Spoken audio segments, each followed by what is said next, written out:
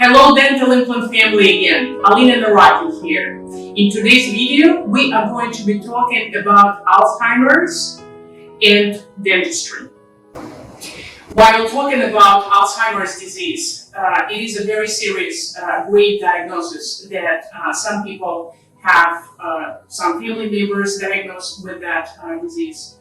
And it is a sad thing to watch how the person from socially very light and extrovert turns inside of himself or herself and kind of loses that personality that was always with them all their life, and now they're turning into a recluse.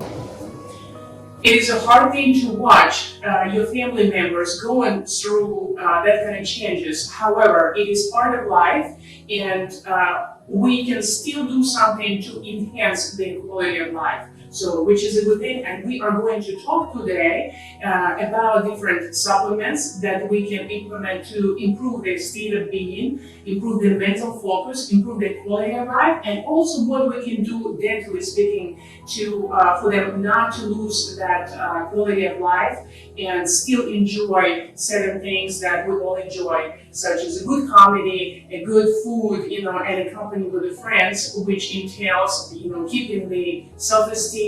So let's talk about natural supplements. For example, let's talk about curcuma alismatifolia. What is that?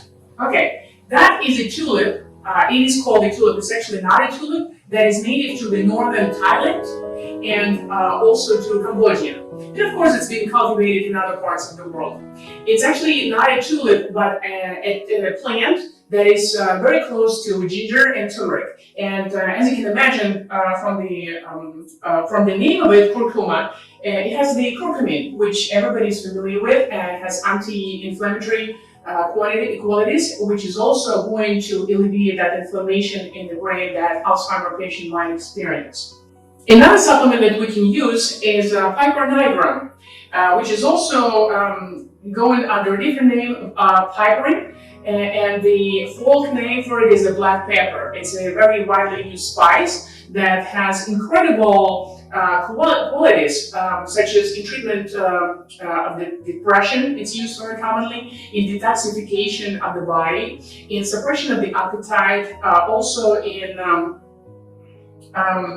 as an aid to lose weight, and to cleanse the skin from the dark spots that as we age we might start getting on our skin. So that is incredibly easy to implement, and if somebody likes it a little bit spicy, so there we go. Another natural component that we can implement in our food is royal jelly. Royal jelly is a milky substance that is used to feed in larder of the honeybees, and it's derived from the queen cells from the honeybees.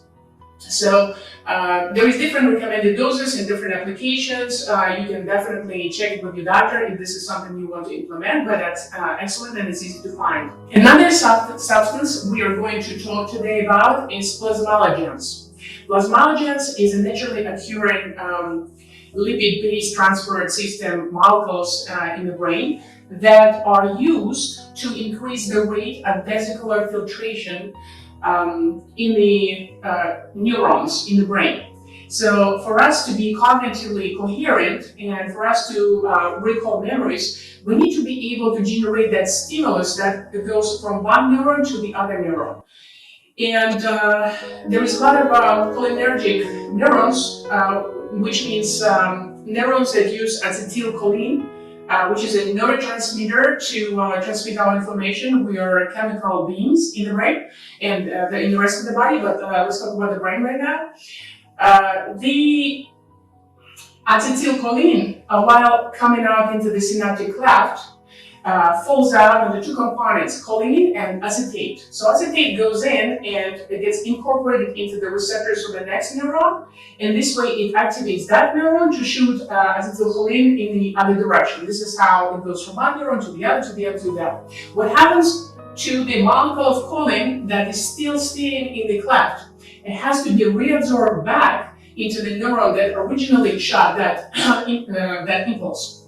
And the way it does it, it has to be sucked back through the membrane And then inside of the neuron, after the reuptake, it gets synthesized again and it gets reunited with the other part of it and turns into the acetylcholine again, ready for the shooting again, for the next stimulus. So this process, when the choline travels through the membrane, and it's called vesicular rate of filtration or reabsorption, and that is directly controlled by these plasmalogens. So the more plasmalogens in our membrane we have, the better or easier transit of these substances go back and forth from one neuron to the other.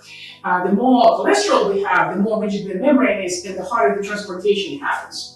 So by increasing naturally, like for example, with the food, nutritional intake of the plasmalogens that have been synthesized before, some other place in the laboratory, we can increase our concentration of plasmalogens, which improves the transport system between neuron to neuron, which increases cognitive, mental focus, and just the overall well-being of the patient with the Alzheimer's disease.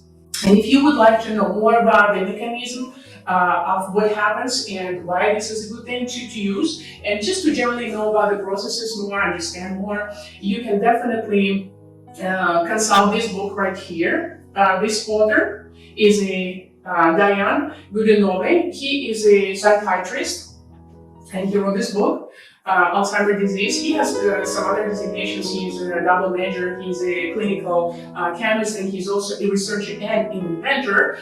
And he is based out of Temecula, so if you're really interested, you can get in touch with the doctor and get yourself tested or your loved one tested and know your levels and know what to do about that. It is incredibly important for the Alzheimer patient to have a normal digestion. Digestion and absorption in the stomach strongly correlates with the health of the mouth.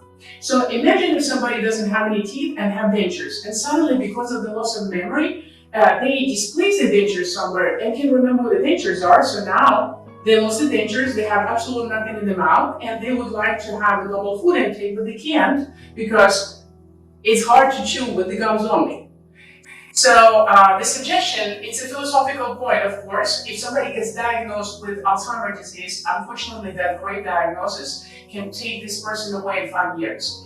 So then the financial consideration, of course, comes in place. And I recommend to fix the mouth at the point of the onset of this disease, when the manifestations are very, very light, and we are able to still maintain the quality of life for that patient by either reinforcing the dentures with the implants or doing the regular restorations such as bridge supported by an implant, or just setting missing teeth with the implant, to make it easier for that patient to remember where the teeth are. So when the teeth are attached to the mouth, it's easier to brush them. Even though a caregiver might be helping with the hygiene to this patient, it is much easier to brush somebody's mouth with the attached teeth and not try to find the denture, and when it gets displaced, it gets lost. So now you either have to remake it, you have to bother the patient with transportation, and in the meantime, the patient loses the quality of life by not being able to chew, absorb their food normally, and